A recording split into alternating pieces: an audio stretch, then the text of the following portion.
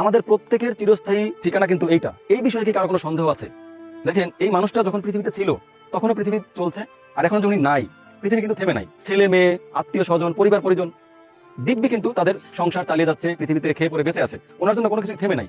তার প্রমাণ দেখেন, এই যে ওনার এই যে সমাধিস্থল, এখানে জঙ্গল কি অবস্থা হয়ে আছে। আর ভিতর যখন উনি পৃথিবী ছেড়ে চলে গেছেন, কিছুদিন পর্যন্ত হয়তো তার যে না থাকা, এটা হয়তো তার পরিবার ফিল করেছে। সেজন্যই তার স্মৃতি বাঁচিয়ে রাখার জন্য কবরস্থানটি এখানে ইটের দেয়াল করে দিয়েছে। কিন্তু একটা সময় গিয়ে তার কথা সবাই ভুলে গেছে। কিভাবে ভুলে গেছে? এই যে এগুলোই তার প্রমাণ। আমরা সবাই জানি যে আমাদের একটা সময় গিয়ে আমাদের এই 3.5 জায়গার মধ্যেই থাকতে হবে, এটাই আমাদের ঠিকানা।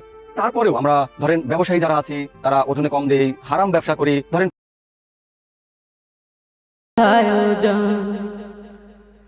তোমার দেহ মাটি, মাটি তোমার ঘাটি, মরণেও মাটি তোমার পিছু ছাড়বে না।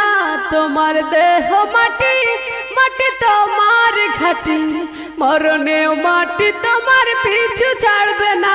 মাটি হবে ঠিকানা, মাটির বিছানা, মাটি হবে ঠিকানা, মাটির বিছানা, মাটিতে করাবে শয়ন।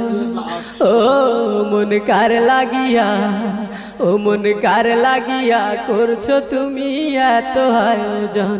ও মন কার লাগিয়া করছো তুমি এত আয়োজন। সে ঘরে নাই রে বাতি, নাই সেথা শীতল পাটি, বন্ধু স্বজন কেউ পাশে থাকবে না। সে ঘরে নাই রে বাতি, নাই সেথা শীতল পাটি, বন্ধু স্বজন কেউ পাশে থাকবে না। নাই সেথা টেলিফোন, হবে না আলাপন, নাই সেথা টেলিফোন, হবে না আলাপন। বন্ধু আসরে কেমন? ও মন কার লাগিয়া, ও মন কার লাগিয়া করছো তুমি এত আয়োজন। ও মন কার লাগিয়া করছো তুমি এত আয়োজন।